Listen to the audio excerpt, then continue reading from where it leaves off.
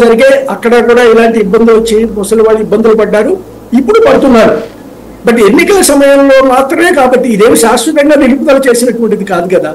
మహా అయితే ఏప్రిల్ 1కి మే 1కి ఈ 2 నెలలకే ఇది ఇబ్బంది తప్పించి ఇదేమో పూర్తిగా వ్యవస్థ మీదగా దెబ్బ కొట్టే విషయం కాదు. ఈ ఎన్నికల సమయంలో చాలా మందికి ఇబ్బందులు కలిగేటువంటి పరిస్థితులు జరుగుతాయి. ఒక చెక్ చేసుకునేటువంటి పెద్ద పోలీసులు మన వాహనాలని కానీ మన ఇళ్ల దగ్గరికి వచ్చి మన డబ్బులు చెక్ చేయడం, ఇలాంటి చాలా మంది చాలా రకాల ఇబ్బందులు ఎదుర్కోవాల్సినటువంటి అవసరం ఉంది. అది ముసలి ముతక కావచ్చు, మన లాంటి వాళ్ళు కావచ్చు. అలాంటిది ఇప్పుడు కూడా ఒక ఇబ్బంది, ఒక 2 నెలల పాటు ఇబ్బంది కలిగించిందే తప్పించి ఇది పూర్తిగా ఎవరి మీద దృష్టిలో పెట్టుకొని చేద్దామనో, ఎవరికో రాజకీయ లబ్ధి కలిగిద్దామనో ఎన్నికల కమిషన్ చేసింది అనేందుకు మాత్రం అవకాశం లేదండి. రైట్. పూర్తి తిరుపతిరావు గారు ఏమంటారు? అందరికీ నమస్కారం. సాయి గారు, ఈ అంశాన్ని మనం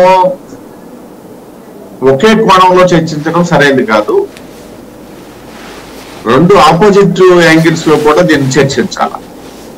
దానికంటే ముందు నేను ఈ ప్రభుత్వానికి ఒక సూటి ప్రశ్న వేస్తాను. ఖచ్చితంగా వాలంటీర్లు వెళ్ళకూడదు అని చెప్పినటువంటి ప్రతిపక్షాలు రాజకీయం కాదని చెప్పేసి ఇక్కడ ఎవరు మాట్లాడడానికి లేదు. ప్రభుత్వం అసలు వాలంటీర్ల వ్యవస్థ వచ్చిందే రాజకీయం. తర్వాత ప్రజల తాలూకా సౌకర్యం ఇవన్నీ చెప్తాం, అది వేరే విషయం. కానీ ప్రభుత్వానికి సూటిగా నేను ప్రశ్నిస్తున్నది ఏంటంటే, ఎస్ డెఫినెట్ గా వాళ్ళ తెలుగుదేశం పార్టీ చౌదరి గారో లేదా చంద్రబాబు నాయుడు గారో వాళ్ళు మేము ఇది ఏదైతే ఈ వాలంటీర్లు అంతేగాని సచివాలయాలకు వచ్చి తీసుకోమని మేము చెప్పలేదని చెప్పొచ్చు. ఇవన్నీ వేరే అంశం. కానీ ప్రభుత్వం నిజంగా ఈ ఎలక్షన్ కమిషన్ ఒక నిర్ణయం తీసుకుంది. డెఫినెట్ గా దానికి ప్రత్యామ్నాయంగా ఎందుకు ఇదే ఆలోచన చేసింది? ప్రజల్ని ఏదైతే వాళ్ళ సబ్జెక్టు కరెక్షన్ సాయి గారు నా దగ్గర గ్రీవెన్సెస్ ఉన్నట్టుగా సమాచారం, అంటే చనిపోయారు ఎవరైనా అన్నటువంటి సమాచారం నా దగ్గర లేదు. ఎందుకంటే ఇవాళ ప్రారంభమైంది కాబట్టి. పడిపోయారు, 2 చనిపోయారు.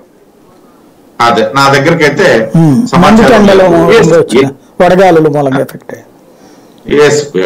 పడిపోయినా కూడా చనిపోవడం అనేది ఎలాగూ అది దారుణమైంది.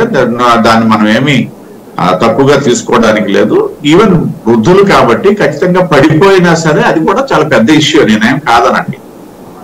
కాకపోతే మనం గమనించాల్సింది ఏంటంటే, ప్రభుత్వం గనక వాళ్ళకి ఇది ఏదైతే ఈ పెన్షన్స్ ఈ సంక్షేమం అనేది వాళ్ళకు ఒక ప్రైమ్ ఎజెండా వైసీపీ పార్టీకి, వాళ్ళు దీని ఆధారంగా రేపు ఎన్నికలకు వెళ్తున్నాం అని చెప్పి డైరెక్ట్ గా చెప్పినటువంటి వాళ్ళు. అలాంటప్పుడు ప్రతిపక్షాల మీద నెట్టేయడానికి తప్పిస్తే ప్రత్యామ్నాయం ఆలోచన ఎందుకు చేయలేదు? అంటే వాలంటీర్లేనా ఈ వ్యవస్థలో ఉన్నది, ప్రభుత్వ వ్యవస్థలో ఉన్నది, మరొక వ్యవస్థ ద్వారా ఎందుకు ఇంటికి తీసుకెళ్లలేదు అనేది ముందుగా చర్చించాల్సింది. డెఫినెట్ గా ఇది 2 యాంగిల్లో కూడా చర్చించాలి, నేనేం కాదనట్లేదు.